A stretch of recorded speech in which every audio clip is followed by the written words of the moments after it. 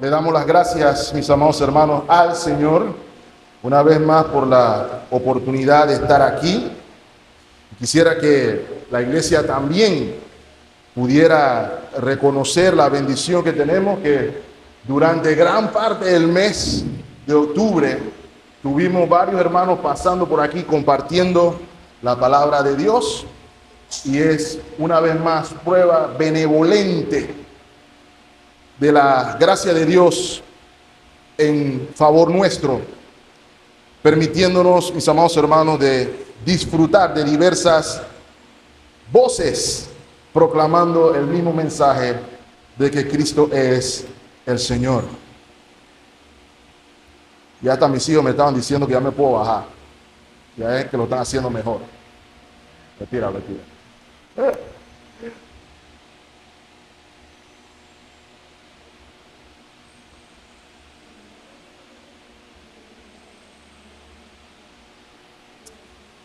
Tal como lo cantamos, mis amados hermanos, rogamos que podamos observar el valor incomparable de la palabra de Dios. Rogamos que podamos recibir salvación por su palabra, que podamos, por el Espíritu de Dios, incrementar nuestro amor por su palabra. Y como siempre ruego, mis amados hermanos, que mis labios falibles no sean impedimento para la palabra infalible del Señor en nuestra oración en Cristo Jesús. Amén. Mis amados hermanos, con la ayuda de Dios vamos a finalizar la miniserie que iniciamos, la cual titulamos Afianzados en la armadura de Dios. Y vale la pena recalcar que no es la armadura de Dios porque Dios la lleve puesta, sino porque es el don de Dios para los creyentes para prevalecer en la verdadera batalla espiritual. Y nuestra intención con esta miniserie es hacer un llamado a la iglesia radical a lo que es la perseverancia, un llamado radical a querer vivir por Cristo y para Cristo. Es un llamado radical a reconocer quién es el enemigo de nuestras almas, conocer sus artimañas y que al mismo tiempo podamos valorar a los que son nuestros compañeros de lucha, que son aquellos que están sentados junto a nosotros mientras escuchamos la palabra de Dios. Esto es importante, mis amados hermanos, porque es común observar en nuestro contexto una tendencia a lo que yo tiendo a definir como un cristianismo superficial. Un cristianismo superficial porque está basada en el emocionalismo. No dije basado en las emociones porque todos los seres humanos tenemos emociones, pero basado en el emocionalismo, casi místico. A tal punto, mis amados hermanos, que cuando llega el día malo, ese emocionalismo, esa superficialidad no aguanta, no afirma, no llena. Además, esa superficialidad tiende a ser, digámoslo así, ingenua, ignorante, pasiva contra Satanás y sus maquinaciones. Inclusive puede ser hasta pasiva, ignorante hasta de nuestro propio pecado.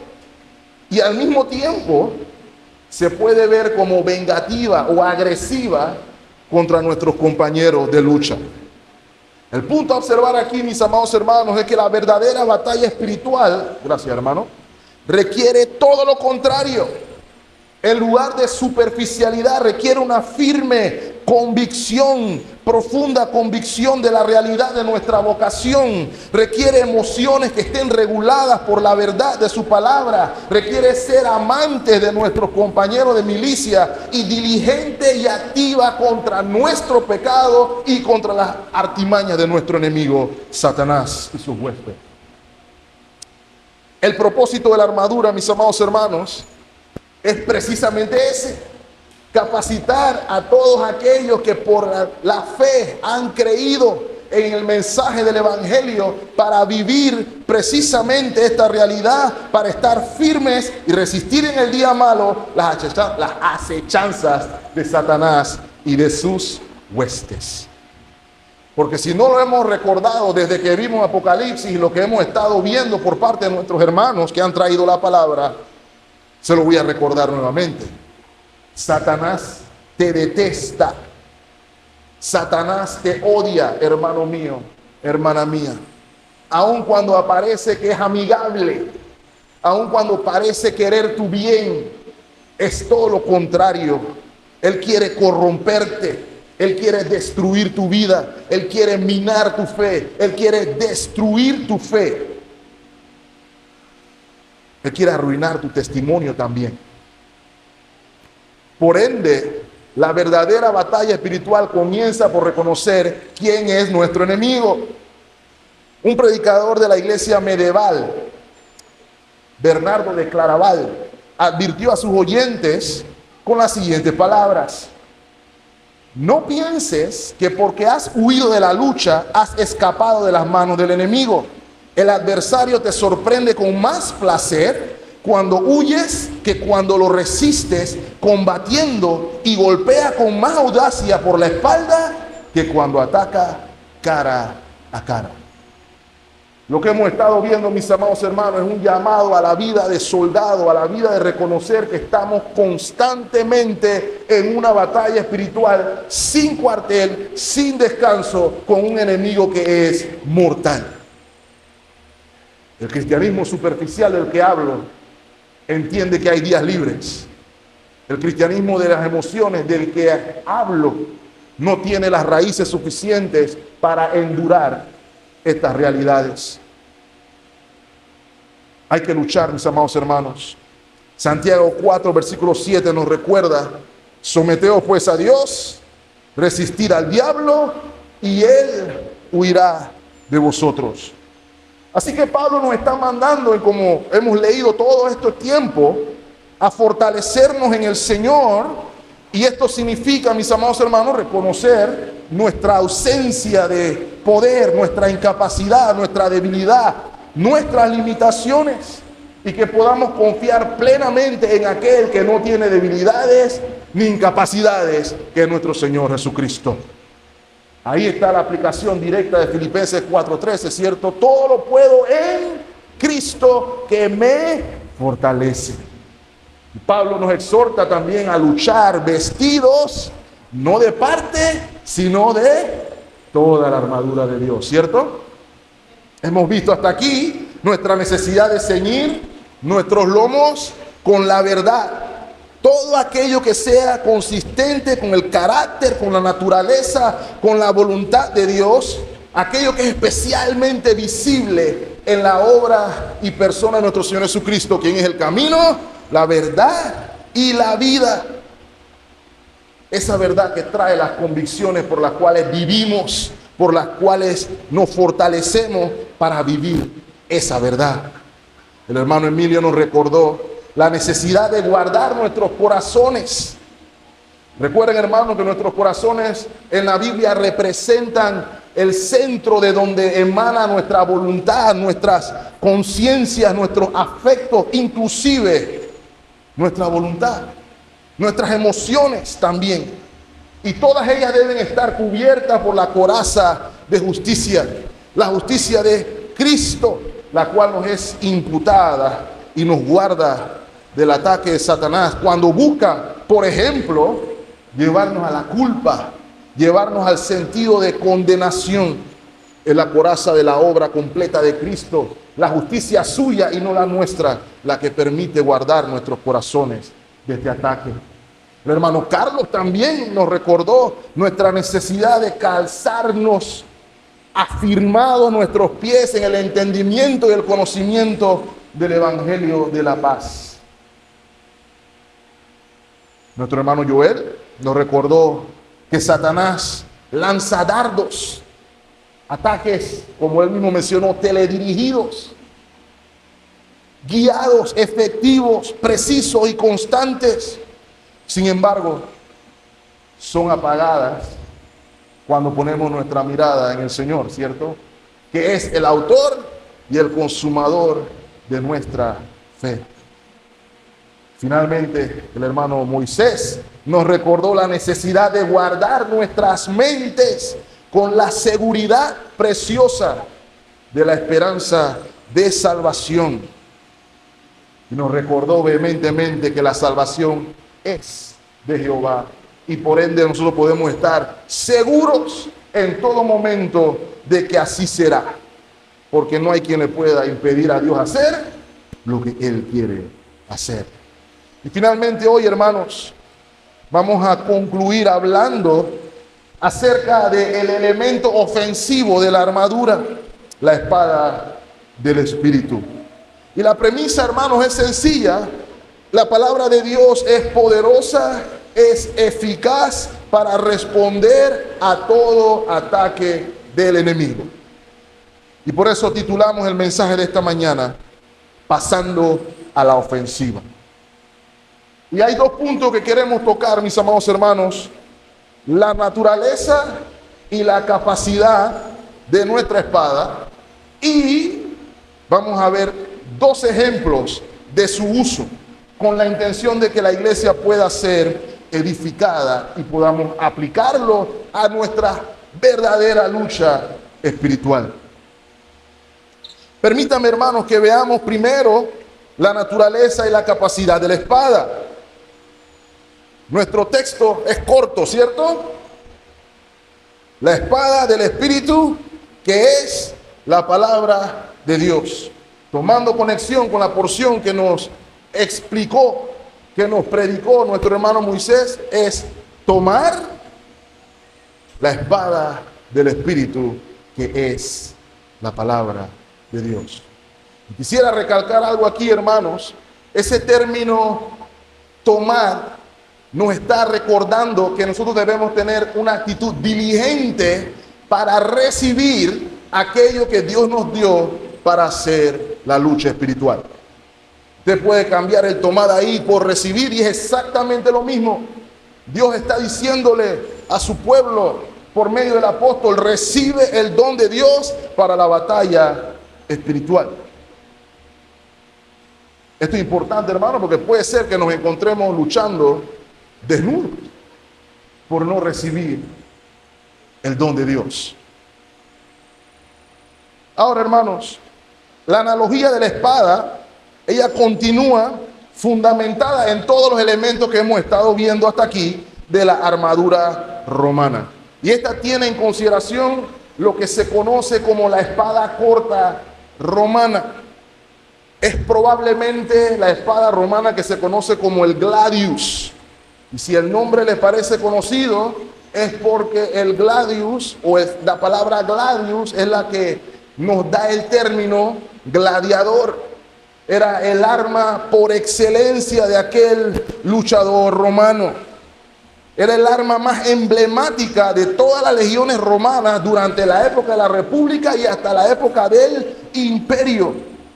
Y como todos mis hermanos en Cristo han compartido, era especialmente diseñada para el combate cuerpo a cuerpo.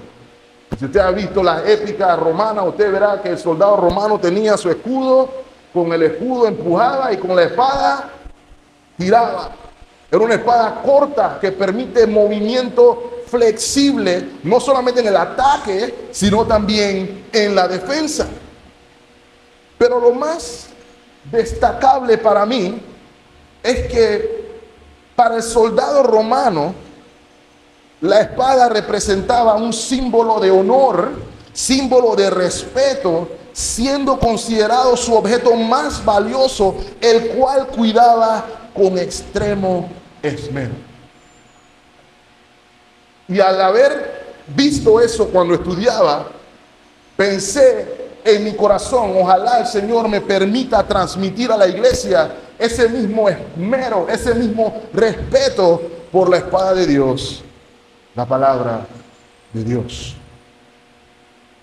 Pablo tiene en mente, cuando escribe a la iglesia, que reconozcamos que la palabra de Dios aquí hablada es la revelación especial de Dios, la revelación que tenemos escrita en las Sagradas Escrituras.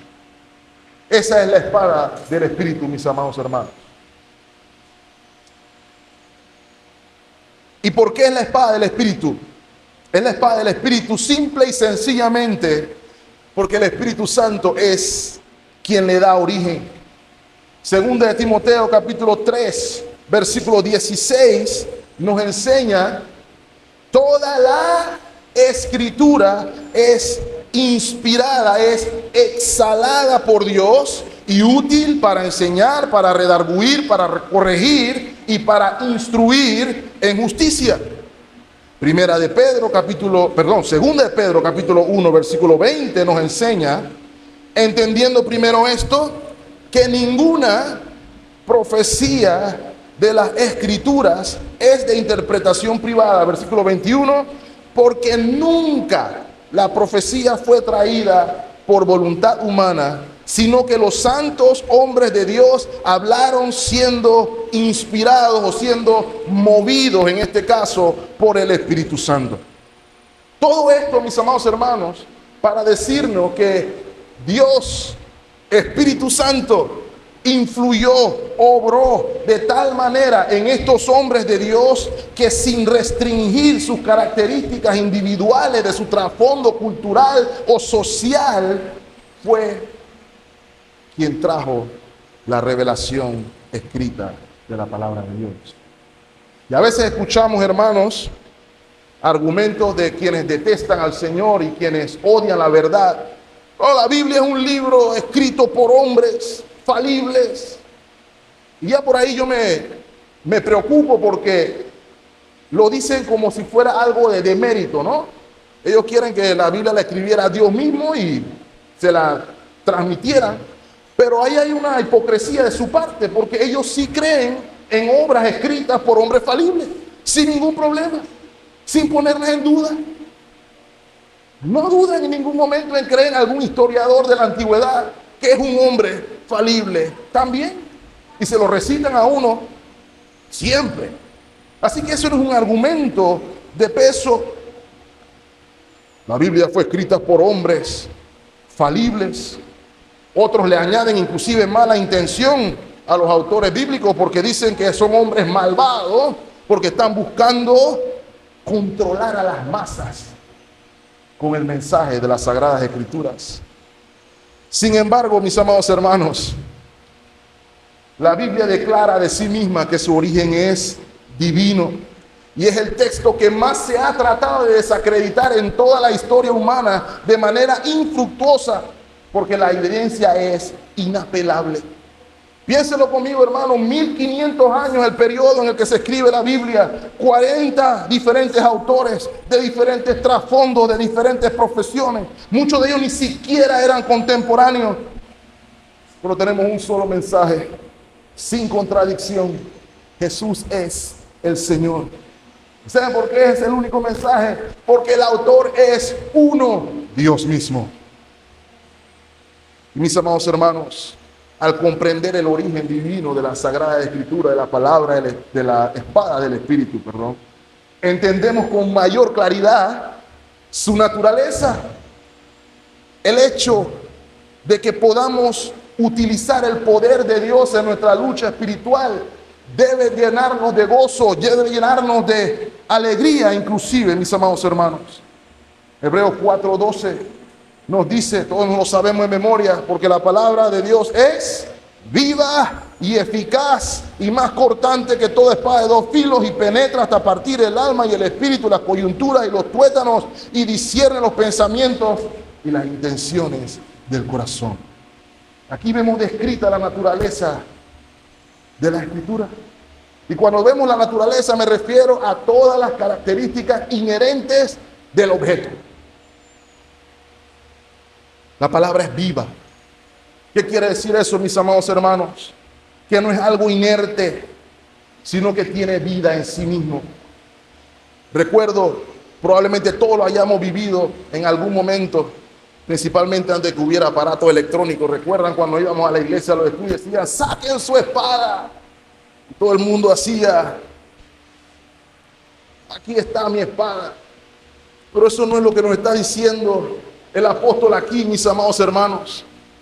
En ese sentido, esta no es la espada del Espíritu, porque este es un libro inerte. Pero la palabra de Dios es viva y eficaz.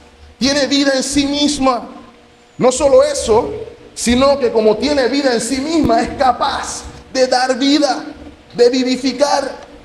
Juan capítulo 6, versículo 63 dice, el Espíritu es el que da vida, la carne para nada aprovecha. Note lo que dice el Señor, las palabras que yo os he hablado, ¿son qué cosa, hermanos? Espíritu y son vida.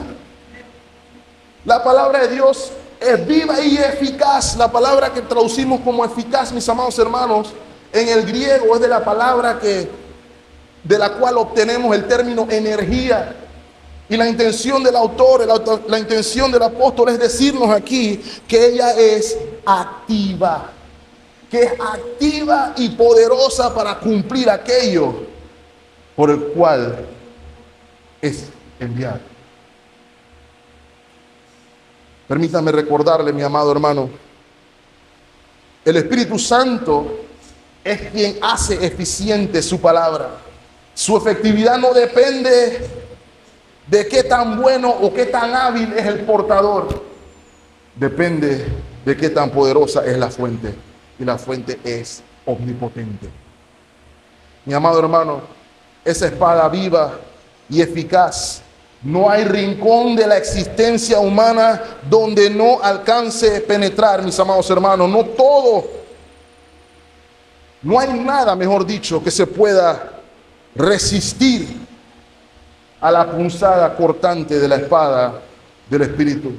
Mis amados hermanos, todo esto es relevante para que podamos entender cómo el uso de la espada del Espíritu es vital en la verdadera batalla espiritual. Hay otra característica natural de la espada que no quisiera obviar, pero que es partícipe de todos los demás elementos de la armadura. Y voy a pedirle que me acompañe a 2 Corintios capítulo 10, versículo 4. La espada del Espíritu es poderosa.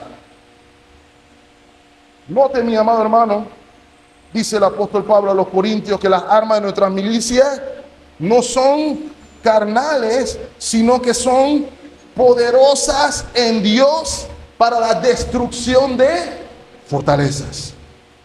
Estas fortalezas, mis amados hermanos, son las maquinaciones, son las acechanzas del enemigo de las cuales hemos venido hablando, que se dan en nuestra contra. Y se nos está recordando aquí, mi amado hermano, que no hay otra manera de destruirla o de lidiar con Satanás si no es con las armas del Espíritu. A veces nos encontramos peleando con Satanás, si es que hay pelea, con las armas que no son, con nuestra habilidad, con nuestro intelecto. Ninguna de esas cosas, hermanos, es capaz de derribar nada. Escuchaba en una ocasión a un pastor invitado en un programa de radio, y esto es relevante, hermanos, porque nosotros estamos en una batalla cultural, y la batalla cultural es espiritual. Y esta persona que escuché en el programa radial es pastor, y él está en el programa hablando acerca de cómo la línea cristiana conservadora defiende ciertos valores, principalmente en contra de los pecados como de homosexualidad, la libertad del aborto que se está promoviendo en la actualidad. Y el hermano, cuando está hablando, dice: mira, yo no voy a usar la Biblia para argumentar. Y ahí es donde está el problema, hermano, porque es la palabra de Dios la que se utiliza para derribar la mentira del enemigo. Es así de sencillo, mi amado hermano. Nosotros no podemos hacer la lucha espiritual, que es la que estamos hablando, y decir a la persona: bueno, yo tengo una bazooka aquí, en términos ilustrativos, pero la voy a poner aquí abajo y voy a usar una navaja para hacer la lucha. Y así sonamos muchos de nosotros con la intención de querer sonar inteligentes, sonar sabios. Mis amados hermanos, el poder de Dios está aquí, es poderoso. Mi amado hermano, es el Espíritu de Dios quien nos capacita para que podamos utilizar la palabra de Dios correctamente. Y aquí la intención del apóstol al entender la palabra, se nos está buscando decir aquí, mis amados hermanos, no al concepto de que usted conozca toda la Biblia de memoria, de Génesis hasta Apocalipsis, sino al hecho de poder, en el poder del Espíritu, responder ante los ataques del enemigo con la realidad de la palabra de Dios en la necesidad que sea. En otras palabras, y creo que es la manera más sencilla de decirlo, es la palabra que pasa por el Espíritu de Dios, de la boca del que la proclama o de la letra leída al corazón del individuo. La palabra que es proclamada o leída, que por el Espíritu de Dios pasa al individuo y se hace real, efectiva y viva. Aquí es donde entran los dos ejemplos de uso que les quiero dar. La Biblia nos da dos, nos da más, así que voy a reconocer que estoy dando mis favoritos. Y voy a comenzar por mi ejemplo menos favorito, pero es el más conocido, y lo pone nuestro Señor Jesucristo. El Verbo se hizo carne, y el Verbo, al hacerse carne, se despojó de sí mismo y lidió con la existencia humana en todo el sentido de la palabra. Y la Biblia nos enseña, mis amados hermanos, en el capítulo 4 de Mateo, que el Espíritu llevó al Señor al desierto para ser tentado. Y nuestro Señor fue tentado de tres maneras. La primera tentación, todo el mundo la recuerda, 40 días, 40 noches en el desierto, y el Señor tuvo hambre. Y note algo, dice Satanás: si eres el Hijo de Dios, haz que estas piedras se conviertan en pan. Y muchas veces hay dudas sobre qué significa la tentación. Pero lo primero que significa la tentación es que Satanás mueve al Señor Jesucristo a actuar apoyado en su relación eterna con Dios. Y por eso usted escucha: si eres el Hijo de Dios, si eres el Hijo de Dios, si eres el Hijo de Dios, haz. ¿Cuál es el punto? Porque es el mismo con el que somos atacados, mis amados hermanos. Satanás procura que usted y yo actuemos de manera contraria a lo que Dios diseñó para usted y para mí como vida. Satanás quería que el Señor Jesucristo obrara contrario a la vocación que vino a cumplir. Así que le dice: hey, ¿tiene hambre? ¿Cuál es el problema? A que esas piedras se conviertan en pan, porque tú eres el Hijo de Dios.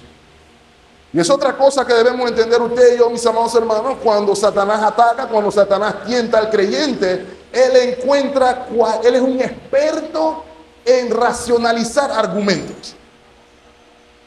Y usted se encontrará pensando: tengo la clara voluntad de Dios aquí, y Satanás encuentra la manera de hacerte ver, pero si lo ves desde esta perspectiva, es posible que puedas hacer eso y también cumplir con Dios.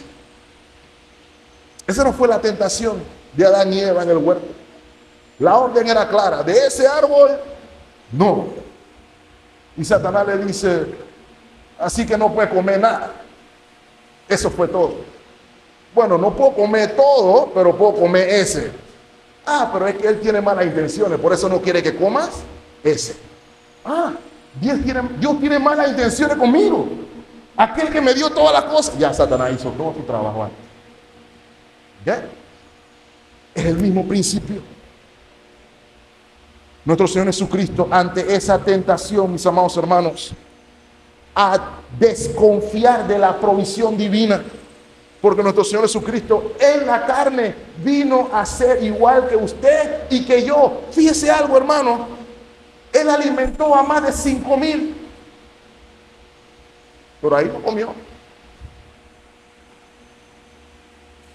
Alimentó a 5,000 y tuvo hambre. La lección aquí es observar, mis amados hermanos, cuando Satanás nos tienta a desconfiar de la provisión divina, la respuesta correcta es: escrito está. Y la respuesta fue: no solo de pan vivirá el hombre, sino de toda palabra que sale de la boca de Dios, diciendo que la provisión más importante es la palabra de Dios. Yo voy a confiar en Dios. Satanás. Esa fue la primera. En la segunda tentación, Satanás tentó al Señor a tentar a Dios. Es literalmente lo que sucede ahí. El Señor le dice a Satanás: no tentarás al Señor tu Dios. Y si recuerdan, la tentación consistía en: párate aquí en la montaña, en la punta más alta, y aviéntate abajo, porque no te va a pasar nada, porque tú eres el Hijo de Dios.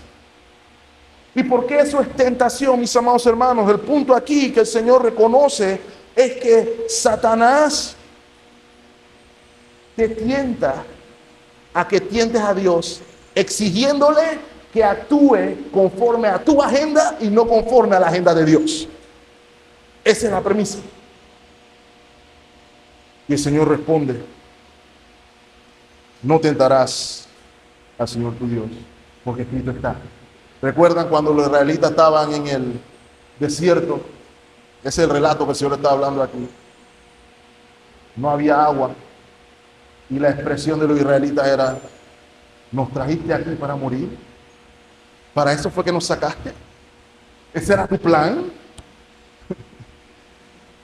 Señor, ponte en la agenda, haz algo para evidenciar que nos amas. ¿No hacemos eso nosotros también a veces? Señor, si tú haces esto, así es como yo sé que tú me amas. Déjame pasar por alto, o pásame por alto esta, y yo sé que tú me amas. Mis amados hermanos, si en que el Señor Dios haya sacrificado a su propio Hijo por usted y por mí, no es suficiente prueba del amor de Dios. No la hay. No la hay. No tiente a Dios. Como yo soy hijo de Dios, yo voy a hacer tal o cual cosa conforme a mi agenda, y Dios tiene que responderme como yo quiero, porque yo soy hijo de Dios. Dios tiene que sumarte a mi agenda, porque yo soy hijo tuyo. Pero el Señor dice: escrito está, no tentarás al Señor tu Dios. Y nota, hermano, el Señor pudo haberse tirado y los ángeles lo hubieran podido recoger. Pero el punto es: no tientes al Señor tu Dios. La última es la más común.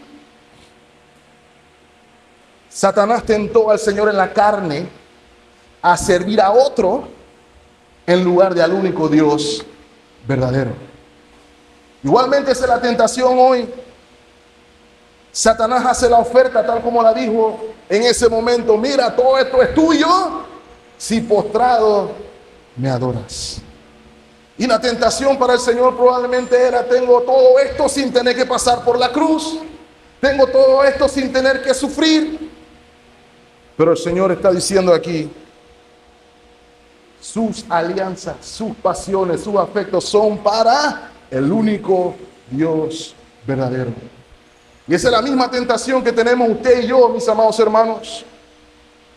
Y la respuesta es la misma. Y a veces hasta un poquito diferente, porque Satanás hasta a nosotros nos da flexibilidad. Nosotros decimos que podemos adorar a dos señores. Nosotros podemos decir, Señor, yo te puedo adorar aquí, pero también adoro esto otro acá y todo está bien. Mientras yo cumpla con tu parte, yo también puedo hacer mi otra parte acá. Pero el primer mandamiento es la respuesta del Señor. Él es el único digno de ser adorado. El Señor responde de la misma manera. Escrito está. Todas las respuestas vienen de la misma palabra, viva y eficaz, hecha realidad en la vida del creyente. El otro ejemplo, mis amados hermanos, mi favorito.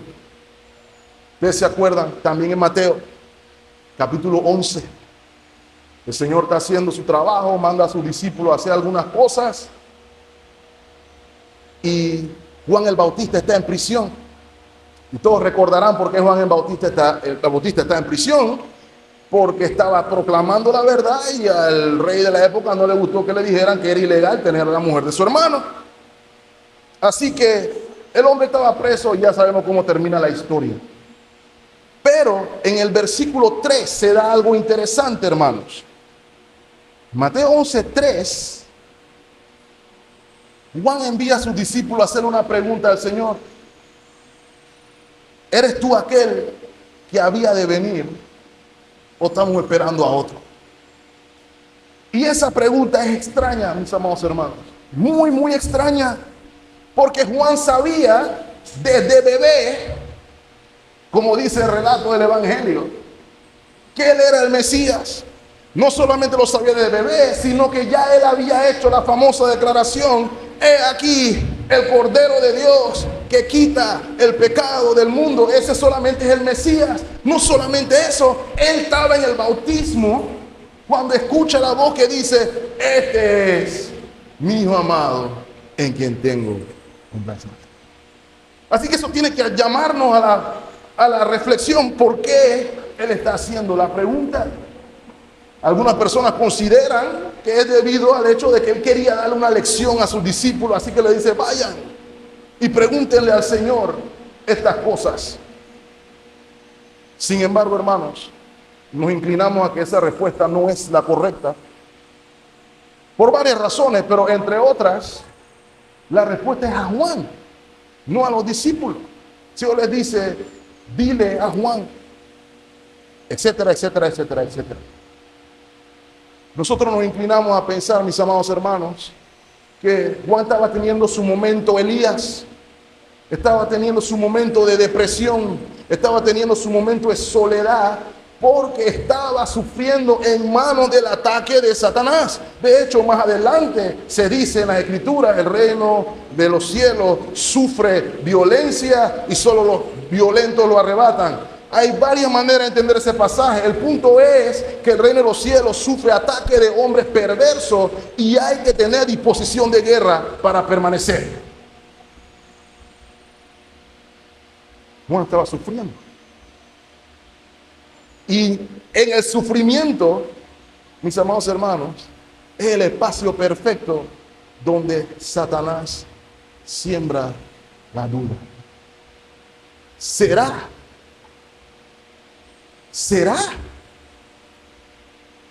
Yo estaba escuchando que cuando viniera el Mesías iba a someter a todos los imperios bajo sus pies, probablemente. ¿Será que Dios está conmigo? Ahora, hermanos, lo curioso es la respuesta del Señor. También eso me dejó pensando. Por eso este es mi caso favorito. En la respuesta del Señor, él pudo haber dicho: díganle a Juan que sí, soy yo. Y nadie hubiera dicho nada. ¿Cierto? Sí, soy yo. Soy yo mismo. Pero esa no es la respuesta que da el Señor. Lea conmigo el versículo 4. Respondiendo Jesús le dijo: id y haced saber a Juan las cosas que oís y ves. Los ciegos ven, los cojos andan, los leprosos son limpiados, los sordos oyen, los muertos son resucitados, y a los pobres es anunciado el evangelio. Y bienaventurado es el que no haya tropiezo en mí. ¿Saben por qué esto es relevante, hermanos? El Señor responde bíblicamente y el Señor lleva la palabra o la espada del Espíritu a Juan. Isaías 35, versículo 6. Este pasaje, el profeta está profetizando acerca de la restauración de Sión, la ciudad celestial. Este es un ejemplo nada más para que entendamos cómo el Señor le habló a Juan. Entonces los ojos de los cielos, 35:5, serán abiertos y los oídos de los sordos se abrirán. Entonces el cojo saltará como un ciervo y cantará la lengua del mudo, porque aguas serán cavadas en el desierto y torrentes en la soledad. El Señor le respondió a Juan con una palabra. El ánimo de Juan tenía que venir de la promesa hecha por Dios, del cumplimiento del tiempo. Sión iba a ser restaurada. Independientemente de que yo lo estuviera viendo o no, Dios es fiel. Y la palabra del Señor nos libra de duda y la palabra de Dios nos libra de temor. Igualmente, mi amado hermano, usted y yo nos podemos encontrar pasando por persecución, tribulación, dudas, porque Satanás nos ataca por allí. Comienza a salir la pregunta: ¿por qué yo, Señor? ¿Por qué a mí? Si yo soy tu hijo, comenzamos a tirar el pregón ese, ¿cierto? Pero la respuesta siempre va a ser la palabra del Espíritu. Y este pasaje que nos habla de lo que se le dio a Juan es un recordatorio de cómo los hermanos se exhortan los unos a los otros. Todos los cristianos les gustan los buenos chistes, pero hay momentos, mis amados hermanos, en que lo que necesita mi hermano en la fe es la palabra, es la espada del Espíritu, porque también discierne los pensamientos en lo más profundo del interior, aquello donde Satanás está haciendo su maquinación. La palabra del Espíritu llega hasta allí, la espada del Espíritu llega hasta allí. La palabra de Dios es el arma para eso. ¿Qué quiere decir esto para nosotros, mis amados hermanos? Y con esto quiero cerrar. Quisiera que podamos aplicar, porque hemos visto que la palabra es viva y eficaz. Lo repetimos, la palabra es viva y eficaz. Acabamos de ver dos ejemplos de cómo es usada ante los ataques del enemigo. Pero ¿cómo la uso yo? Si a mí me dijeron que cuando había que sacar la espada tenía que sacar mi Biblia, ¿cómo la uso yo? Lo primero, hermanos, como aplicación, tenemos que aprender a usar la espada del Espíritu. Y con esto, no voy a decirlo no, tenemos que aprender a usar la espada del Espíritu. ¿Ok? La palabra de Dios. ¿Y por qué lo digo, mis amados hermanos? A veces tenemos un acercamiento a ella como si fuera un ejercicio meramente intelectual. Yo me aprendí 633 versículos, alguien se sabe 700 versículos, alguien se puede saber 1000 versículos. Y hermano, yo estoy de acuerdo en que nos aprendamos todos los versículos posibles, pero no es un ejercicio intelectual, es la espada del Espíritu. De modo que usted utiliza la Escritura, usted estudia la Escritura, usted aprende la Escritura en el poder de Dios. Usted entra en oración al abrir su Biblia y: Señor, arraiga en mí las verdades aquí mostradas, de modo que pueda vivir a la luz de ellas. Así se comienza, hermanos. Note lo que dice Salmo 119:11. En mi corazón he guardado tus dichos para no pecar contra ti. Lo ve ahí, mi amado hermano. Es el Espíritu Santo el que reaviva los pasajes bíblicos en la memoria del creyente y lo capacita para interpretar y para usar la palabra en el momento propicio. Señor, enseña el Nuevo Testamento cuando hay temor. Señor, ¿qué debo decir? Y la respuesta es: no te preocupes, cuando llegue el momento vas a saber qué decir. Pero no, hermano, no es un acto de osmosis, no es un acto de magia, como cuando estábamos en la escuela que no habíamos estudiado Y estábamos con el lápiz en la mano viendo como que por fe yo voy a llenar este examen. No estudié nada, pero yo voy a llenar este examen. Y ya el profesor pasó, entreguen. Así no es, hermano. No va por ahí la historia. El Espíritu Santo, mis amados hermanos, debemos recordar, aviva lo que ya está allí. Así que la palabra del Señor tiene que morar en nuestros corazones, de verdad. En el estudio y en la meditación de la palabra. Se cuenta una historia de que en Estados Unidos se dio una circunstancia en la que en un restaurante entra un loco y comienza a dispararle a la gente que está en el restaurante. Y había en el restaurante una señora que meditaba, así cuentan en la historia, si hubiera sacado el revólver que tengo en el carro. Ya tenía revólver, pero estaba en el carro. Así que lo único que podía pensar es, ojalá la tuviera en la mano. Y a veces somos así con la palabra del Señor. La tenemos de adorno, está en el carro, está en un cuarto tirado. Algunos pierden el tiempo poniéndole la cuna al bebé, ¿cierto? Algunos lo tienen en el taxi, para que el taxi no se choque. Hermano, yo tenía mi Biblia en mi celular y en mi tablet y de todas maneras nos chocaron, hermano. Así que yo soy testigo de que eso no funciona así. Pero me entienden a dónde voy, hermano. La palabra tiene que estar aquí para ser usado en el momento necesario por el Espíritu de Dios. Tenemos que aprender a usarla. 2. La palabra de Dios es fundamental en la proclamación del Evangelio. Voy a explicar por qué. Las Escrituras enseñan que las personas sin Cristo están en tinieblas, bajo el control del maligno. ¿Cuál es la herramienta que elimina al maligno, que repele al maligno? La espada del Espíritu. Miren cómo el apóstol Pablo resume su ministerio en su reunión con el rey Agripa. Hechos de los Apóstoles, capítulo 26, versículo 18.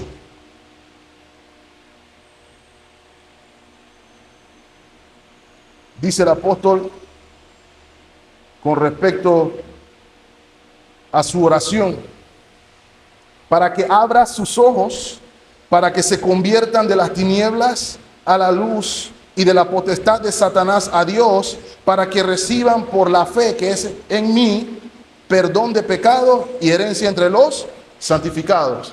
La palabra que está citando aquí el apóstol son las palabras de Jesús en su llamamiento.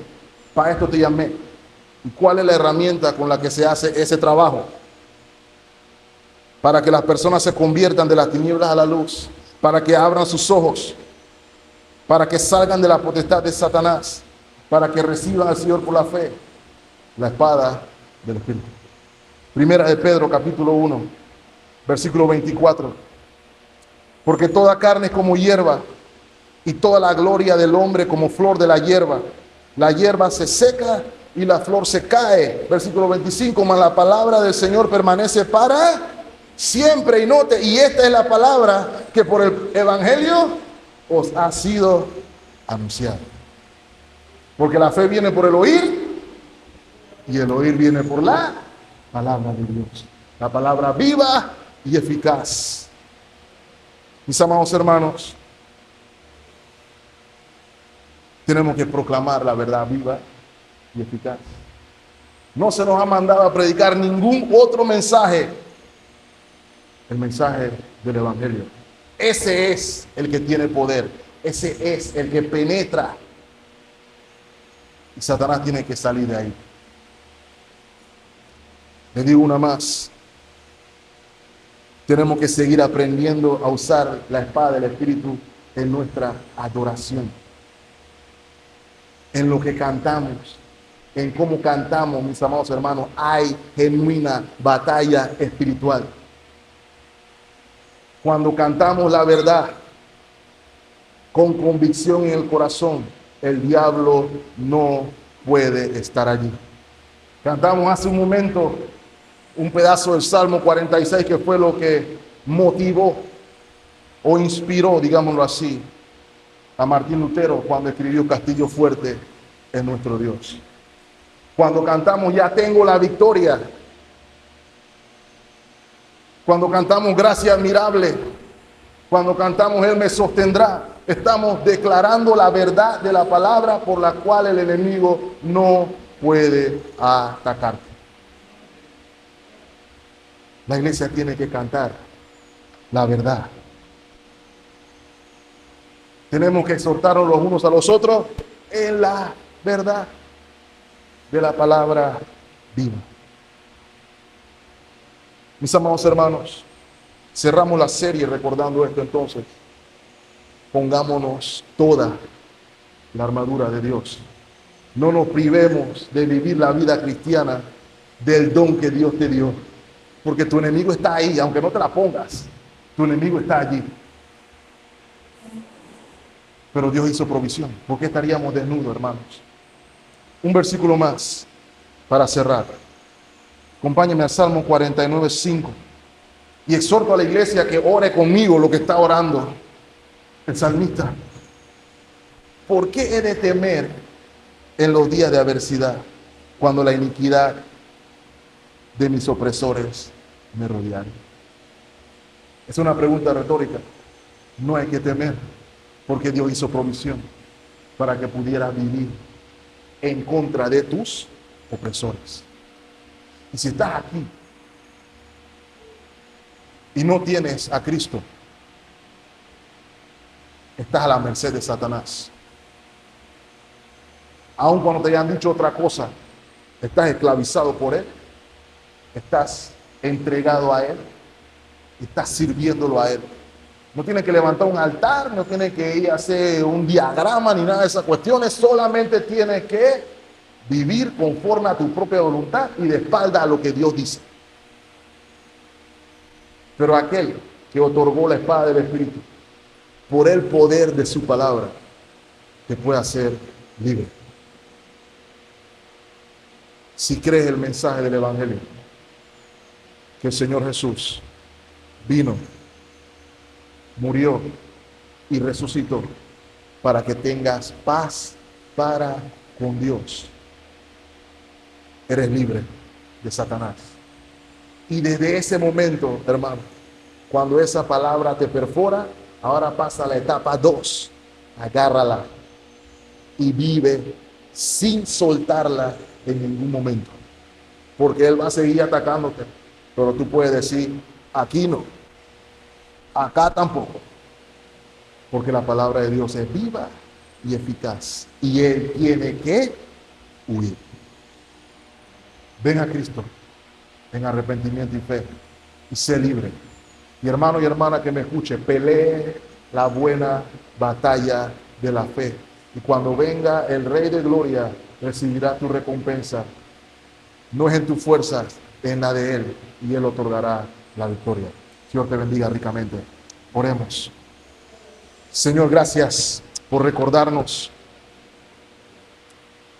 que aunque somos débiles, tú eres fuerte.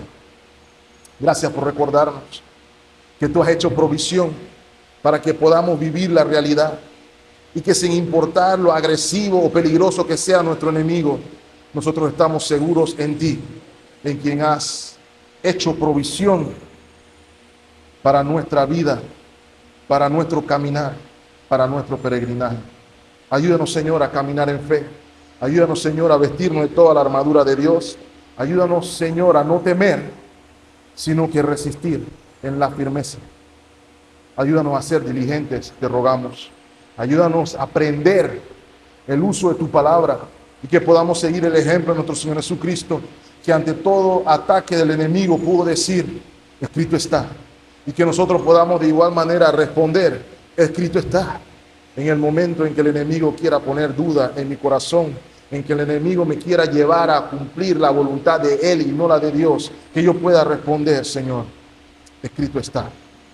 Y que podamos, sobre todas las cosas, depender de ti, esperar en ti, aún en la peor circunstancia en la que nos podamos encontrar.